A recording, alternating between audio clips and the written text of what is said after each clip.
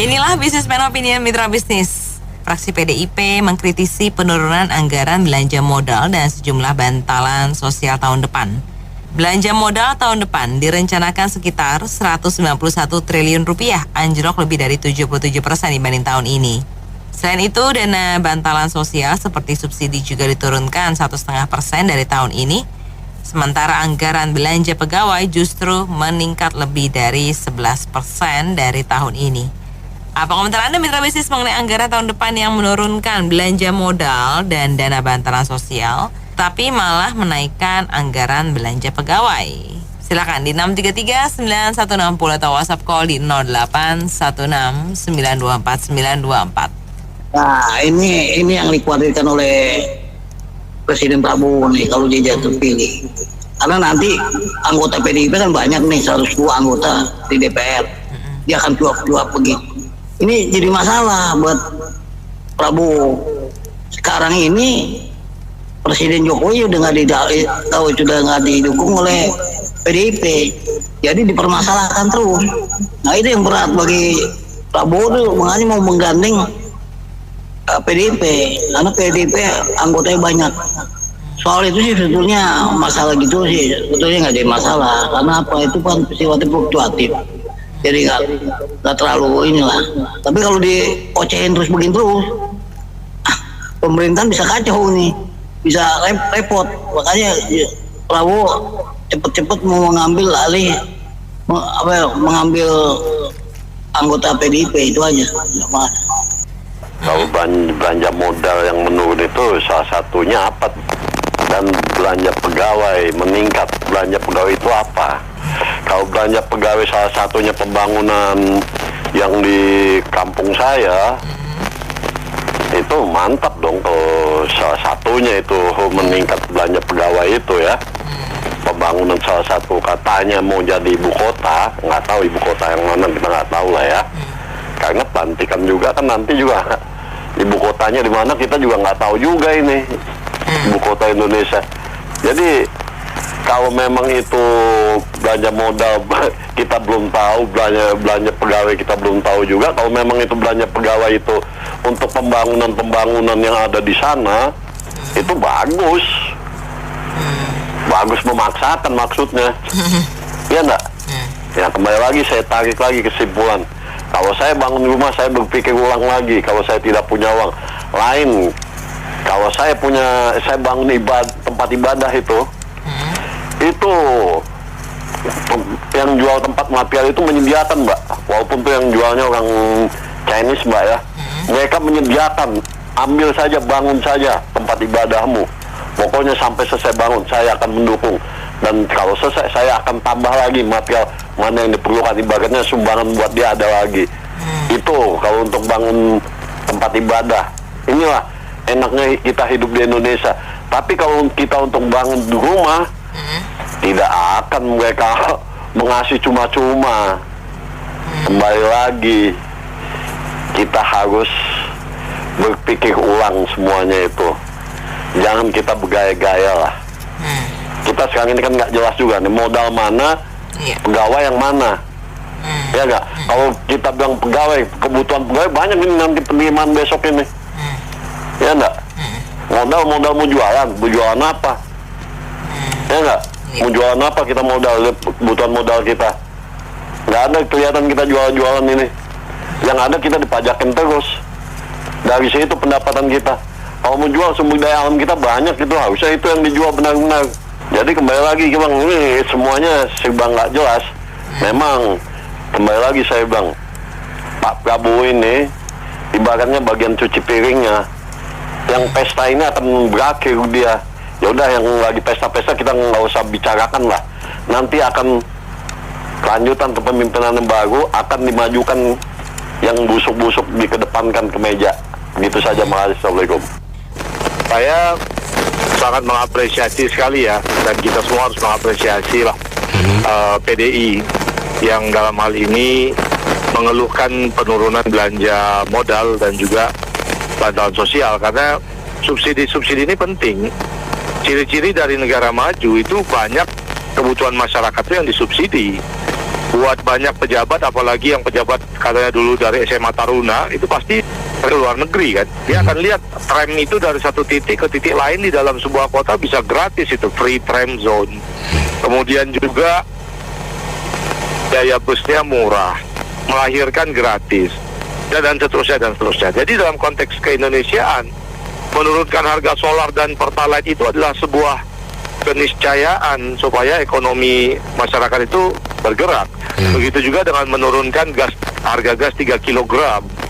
Oleh karena itu, kalau subsidinya diturunkan, wah ini ciri-ciri investor jangan masuk ke Indonesia, terutama investor untuk retail, karena pasti rontok daya beli masyarakat. Sementara untuk belanja kementerian lembaga, apalagi belanja pegawai, ini bentuk dari pemborosan. Karena kalau kita pernah mendengar ada menteri big data ya, oknum menteri big data gitu.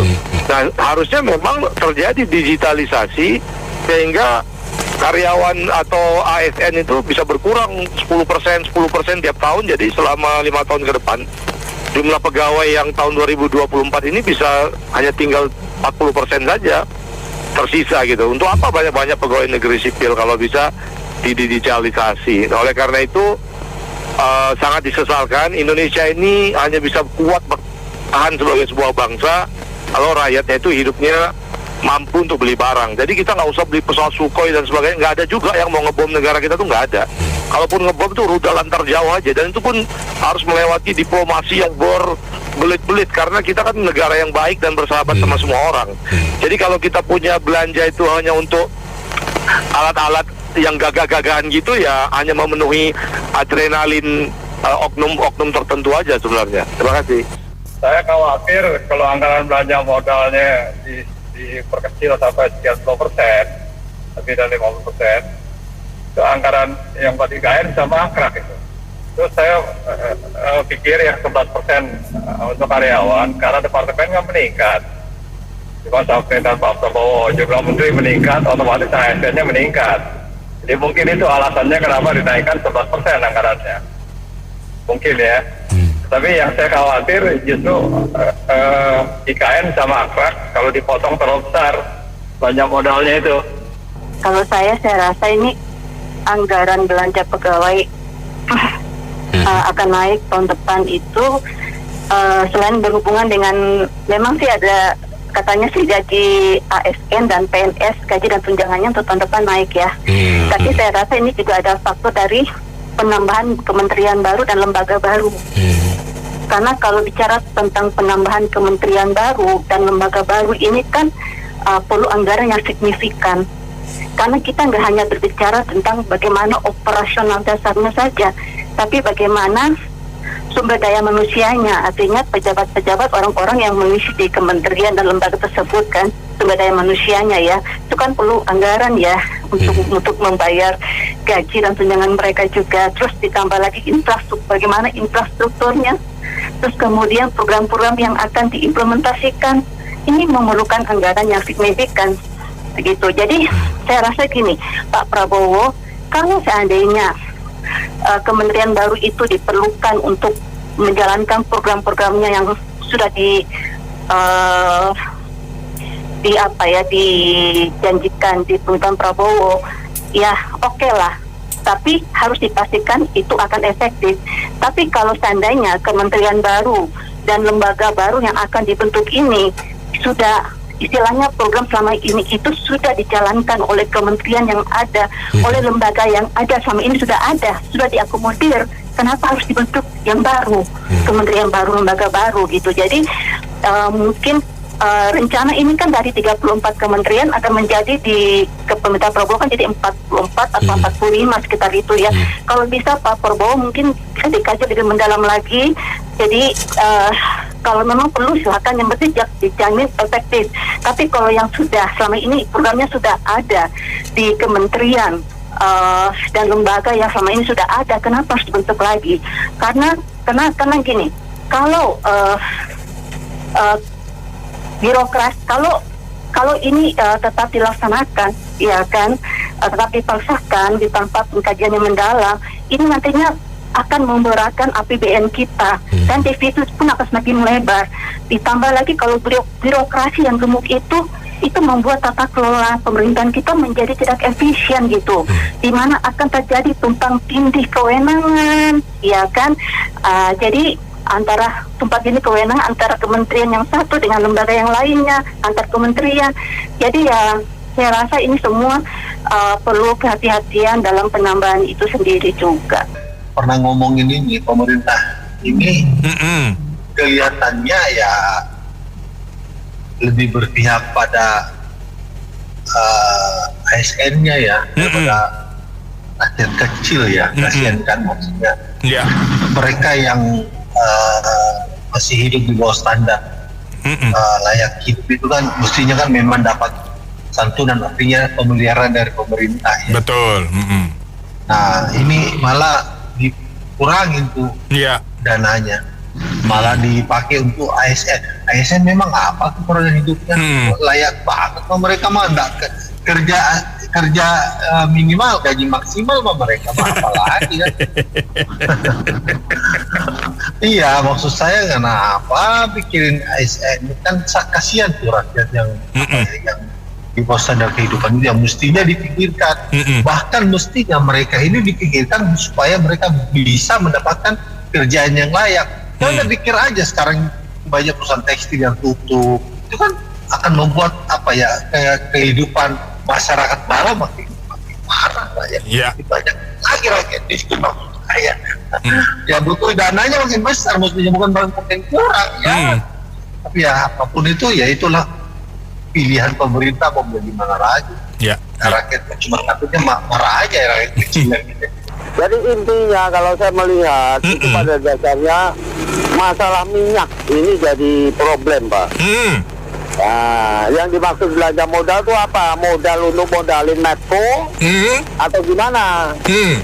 Nah, soalnya gini, kalau PDIP kan kita tahu ajarannya bahwa sumber daya alam minyak bumi jangan dikerjasamakan dengan asing. Nah, lebih baik diamkan saja, tunggu ya insinyur-insinyur kita bisa.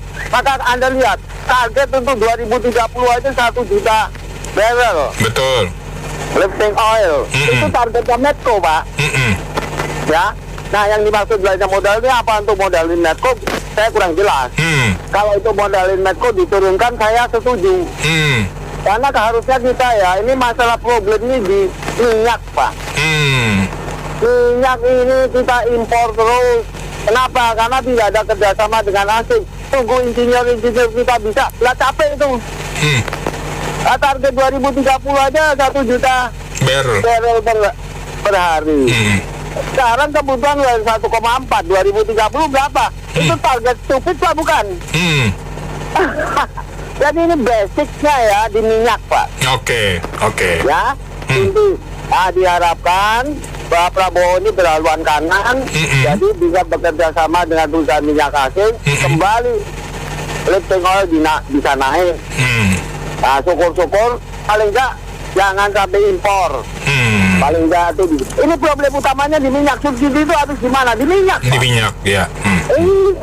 Pak, jadi ini kalau gua lihat aliran ini marxisme itu kan itu kan ideologinya Marxis. Ini konyol ini kalau soal minyak ya. Kalau yang soal yang lain kita nggak bahas ya. Soal minyak ini udah ketinggalan zaman dah. Jadi itu yang jadi lihat aja zamannya Jokowi.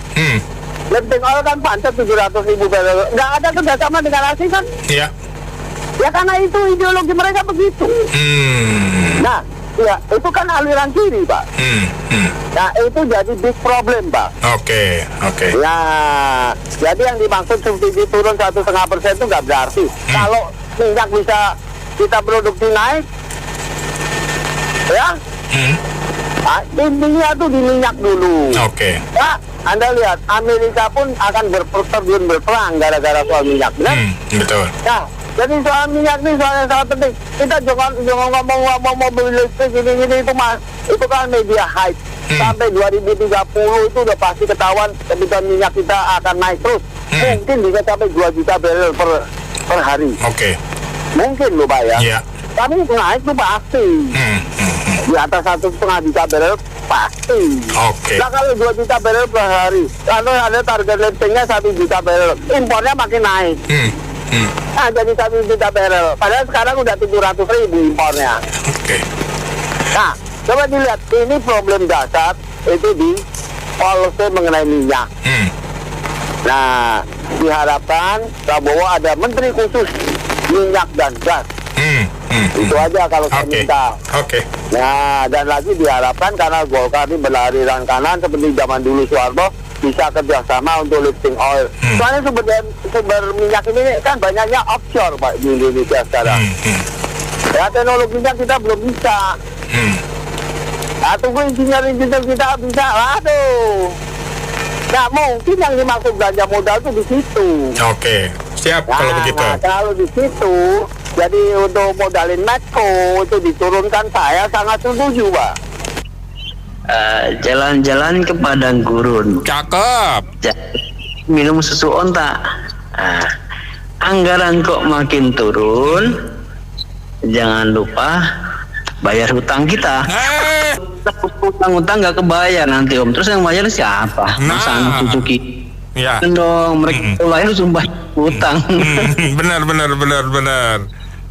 Ini gara-garanya sih ini nih apa namanya, ada pos anggaran yang terlalu besar. Mungkin mereka bingung mau ngambil dana dari mana. Akhirnya, nah itu dikurang-kurangin lah, disunat-sunatin, dikumpulin, dalam satu pos. Namanya yang gratis. Gak ada makan siang gratis loh. Merah metal, merah marun. Cakep. Makan gulai campur ikan. Cakep. Belanja modal jadi turun. Gaji pegawai dinaikkan. Tanda-tandanya negara udah kaya raya kan begitu Bung Biar. Jadi modal udah nggak perlu. Yang penting gaji pegawai dinaikkan. Jadi nggak ada protes-protes. Kan gitu. Apalagi nanti ada makan siang gratis. Daripada buat modal, belanja modal ya mungkin buat makan siang gratis. Kita pesta pora, setelah itu nyanyi-nyanyi, joget-joget. Itu tanda-tanda negara udah makmur tuh Bung Ber. Oke. Kalau saya melihat ya, Pak, kok jadi malah belanja kenaikan gaji karyawan, pegawai negerinya yang dinaikin.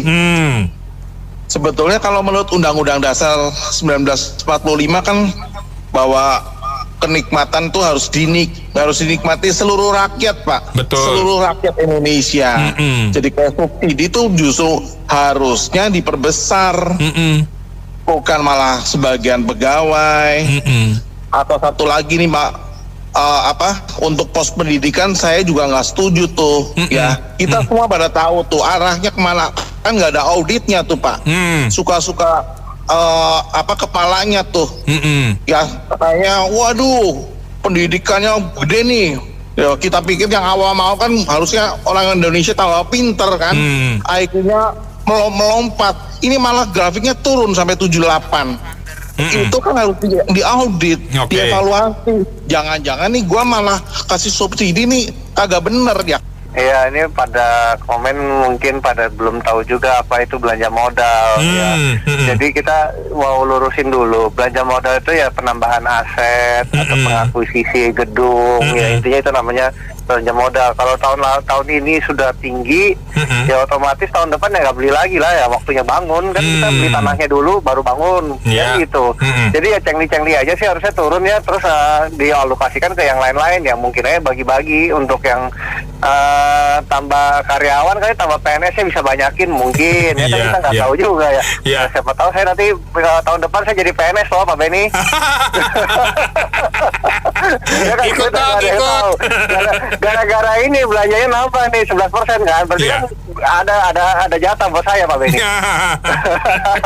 Ya kan itu ya, kita kan mau tahu aja nanti kan ganti pemerintah, otomatis semuanya ada ganti rencana, ganti program, itu pasti ada. Nah yang menjadi masalah adalah lebih baik kita kawal janji-janji yang waktu kampanye itu apa aja. Setuju, jadi jangan sampai kayak Pak Jokowi dari janji kampanyenya waktu itu kan pertumbuhan ekonomi 7%. Nah tapi kita 10 tahun mata melotot gak pernah tuh angka 7. Ya kan? 5. Nah, itu nggak ada sanksinya juga kan. Nah Iya. itu enaknya jadi kampanye kan. Kita janji manis kecap aja, jual kecap terus, kecap nomor 1, kecap nomor 2. Iya. Nah nanti nggak berhasil ya kondisinya begini ya, itu kan nggak bisa, harusnya itu harus diakui sebagai kegagalan. Nah Iya. sanksinya apa nih? Saya gagal waktu kampanye bilang 7%, sekarang cuma 5-an. Nah, harusnya saya potong gaji atau apa ya kan? Ini malah masih dapat lagi reward, dapat tanah di Solo buat bangun mantan presiden. Wah, ini kan udah janji kampanyenya salah, kalah. Maksudnya bukan kalah dalam artian kalah pemilu ya. Kalah artinya tidak mencapai target. Pak Benny kalau sebagai sales nggak dapat target mah dapatnya gaji pokok doang loh. 3 bulan keluar lagi. Kagak ada bonusnya. Iya, 3 bulan dipecat lagi ya. Kan kayak gitu. Di sini malah enggak presiden. Ya kan kita contohnya gimana ini? Oke. Kawal yang pemerintah mendatang. Maksudnya seperti itu aja. Oke, kalau dari sisi saya itu kan anggaran ada yang naik, ada yang turun, ya kan. Sebenarnya sih wajar aja lah kalau umpamanya pemerintahan yang nanti itu dia juga akan lebih susah daripada yang sekarang. Karena kalau tahun ini sebenarnya pertumbuhan 5% karena ditunjang adanya pilkada. Tahun depan kan udah ada pilkada tuh, ya kan. Otomatis ini situasinya akan lebih seret. Ditambah lagi ya kalau lihat sih beberapa indikator ya, seperti umpamanya pegadaian sekarang lagi rame. Ya kan dia tuh sekarang ya penghasilannya bisa lebih besar gitu aja. Biasanya 4,4 triliun sekarang udah di 44 triliun sekarang ke 53 triliun. Ya kan. Berarti ini banyak orang-orang yang naruh barang nih di sana nih, naruh emas. Banyak yang gadein ya.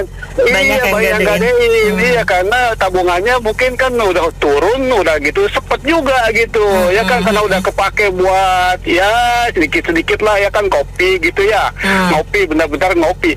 Nah, kalau mau dilihat seperti ini tantangannya cukup berat. Tapi kalau mau dilihat ya kan justru perputaran uang itu adalah ada di judi online. Judi online ini ratusan triliun di situ. Ya, jadi sebenarnya antara apa yang ada di pegadaian ya kan itu bisa juga larinya adalah ke judi online juga. Iya. Pemerintah ini banyak kan akomodir ya, semuanya bayar-bayaran untuk yang ada in favor of pemerintah. DPR-nya kayak apa? Kayak pokoknya yang supaya kayak nyogok ASN supaya mereka nggak ribut. Tapi kalau yang akhirnya malah yang dibebankan kepada orang-orang yang nggak kerja sebagai yang nyumbang dengan pajaknya kan, kasihan kan sebenarnya kan, miris kan, kita udah susah malah dipajakin macam-macam ini, dan kemudian akhirnya untuk dibayarin bukan buat bantu rakyat tapi malah bantu orang in favor of yang pegawai pemerintah gitu kan. Itu sih aja sih. Makasih. Kalau saya lihat ini menunjukkan bahwa memang benar-benar pemerintah terbatas dananya, dan ini menunjukkan pemerintah kurang cerdas dalam menggali dana, yang akibatnya ya mau nggak mau harus ada yang diuntungkan, ada yang dikorbankan gitu. Jadi kalau saya lihat sih, dengan kata lain pemerintah mengatakan bahwa belanja yang untuk pegawai ini berarti para pegawai kesejahteraannya memang jauh di bawah. Artinya sebenarnya mereka layak menerima bansos gitu. Tapi karena statusnya pegawai, ya dimasukkanlah dalam anggaran khusus dalam anggaran itu gitu. Nah, sekarang permasalahannya yang selama ini sudah dapat bansos, untuk itu bagaimana solusinya? Nah ini kan ya pemerintah mau nggak mau harus bertanggung jawab. Iya, ini PDI ini kalau jadi oposisi ya memang bagus ya, untuk ya seolah-olah memihak ke masyarakat kecil ya. Itu bantalan. Ya kayak dulu lah, sejarahnya ada di medsos, bisa tolong dicek ya. Itu waktu presidennya SBY menaikkan BBM, ada politisi PDI menangis. Pas begitu Pak Jokowi naikin BBM, tidak tuh ya.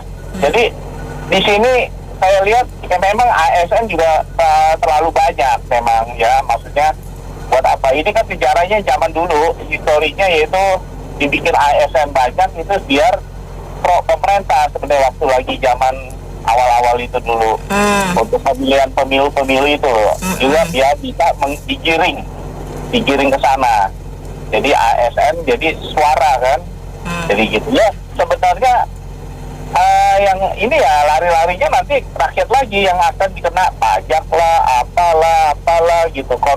Dan juga yang korupsi ini. Jadi sebenarnya akar masalahnya sebenarnya korupsi itu aja ya. Jadi tolong, saya pikir ya saya hanya bisa berharap sebenarnya tidak korupsi.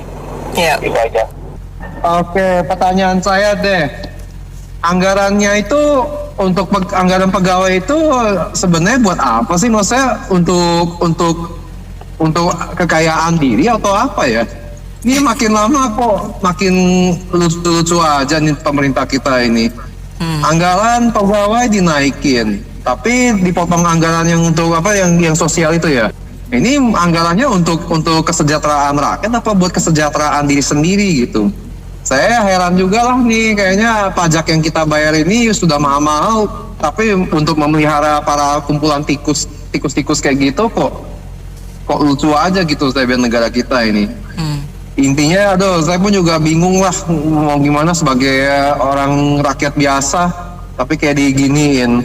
Ya saya harap sih ya pemerintah ya harusnya pikir balik lah, masa anggaran untuk pegawai lebih penting daripada buat kegiatan sosial.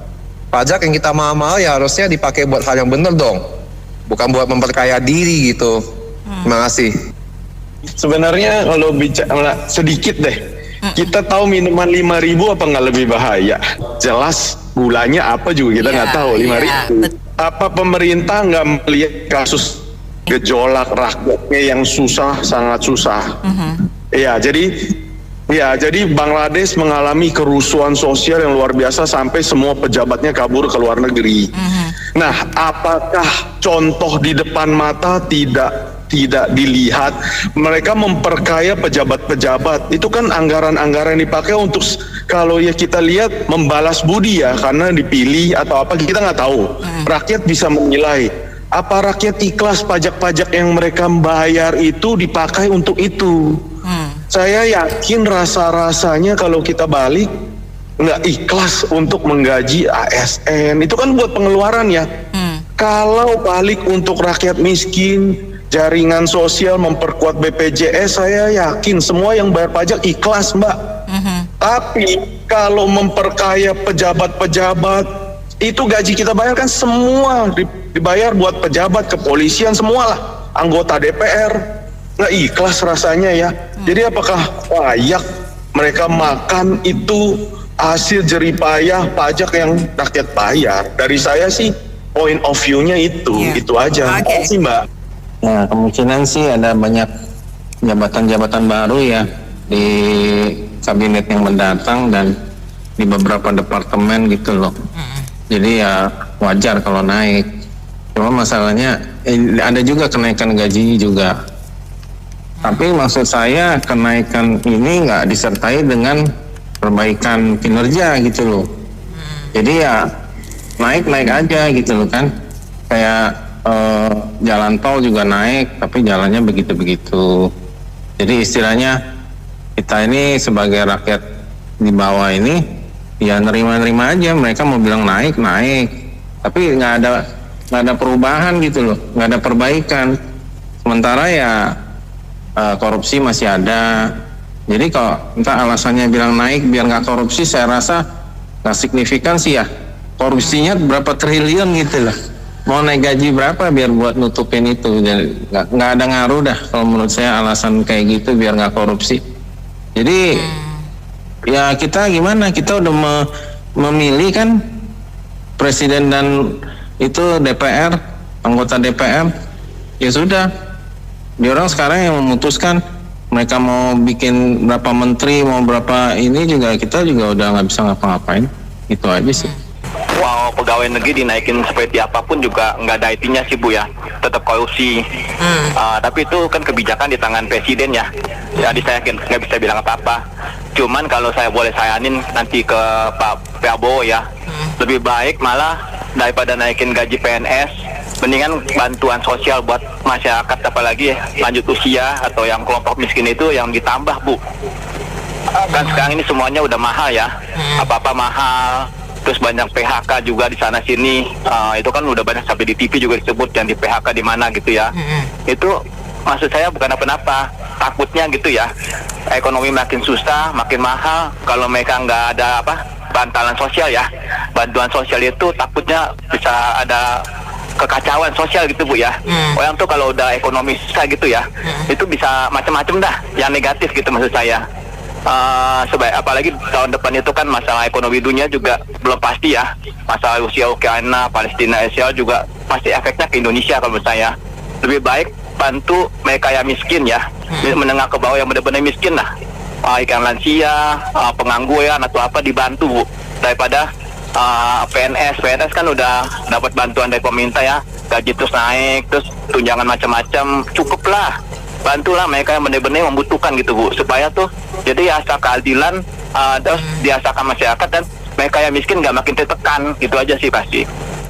Sebenarnya ya efek dari pemerintah sekarang merekrut pegawai negeri terus menambah kementerian, ya efeknya begitu. Jadi belanja tenaga kerja atau belanja pegawai pasti akan meningkat, karena namanya nambah kementerian pasti akan nambah staf, akan nambah wakil, akan nambah excellent di bawah-bawahnya ya, Bu ya. Nah, tapi sebenarnya tujuan pemerintah itu menambah belanja pegawai itu tujuannya untuk konsumsi sih, saya bilang sih. Jadi untuk menggerakkan konsumtif ya.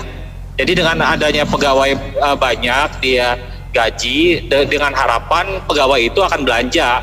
Dengan begitu akan menggerakkan ekonomi. Tapi di satu sisi juga blunder menurut saya. Karena di mana-mana itu perusahaan yang sehat itu adalah belanja modalnya harus lebih besar daripada belanja pegawai. Karena kalau untuk belanja modal itu kan menggerakkan infrastruktur pengadaan barang dan jasa. Jadi otomatis akan menggerakkan sektor yang lainnya. Sedangkan kalau belanja belanja pegawai itu hanya akan menggerakkan sektor konsumtif. Tetapi barang dan jasa itu tidak akan bergerak. Nah, menurut saya dengan kecanggihan teknologi yang makin maju sekarang ini harusnya mencontoh perusahaan swasta ya, efisiensi tenaga kerja dikurangin, teknologi kan makin meningkat, terus habis itu ya manfaatin belanja modalnya diperbesar dengan menciptakan tenaga kerja. Tenaga kerja itu bisa ciptakan kok dengan dua hal ya di Indonesia itu. Yang pertama itu infrastruktur, kedua pertanian. Karena dua itu dengan menggerakkan dua item bidang itu kita udah pasti akan menyerap banyak tenaga kerja, nggak membutuhkan modal asing. Karena satu kita menggerakkan infrastruktur itu kita menyerap tenaga kerja untuk membangun infrastruktur seperti jalan tol, jalan-jalan di pelosok-pelosok daerah yang banyak kekayaan alam, tetapi infrastrukturnya kurang. Dengan begitu kita bisa mengenjot infrastruktur tersebut untuk distribusikan barang dan jasa dengan lebih murah, sehingga kita bisa bersaing di dalam maupun luar negeri. Dan yang kedua itu pertanian. Pertanian itu pangan, sandang, padi, jagung, bahkan perikanan juga termasuk pertanian. Kalau itu kita bisa manfaatkan benar-benar, itu tenaga kerja bisa terserap banyak. Dua hal itu aja, Bu. Jadi kita nggak butuhkan asing sebenarnya. Kalau dua itu dijalankan, modal kita ada, infrastruktur kita ada, tenaga kerja kita ada. Gitu aja, terima kasih. Baik, terima kasih atas komentarnya, dan mitra bisnis terima kasih banyak untuk yang sudah bergabung. Saya Anita Wijaya.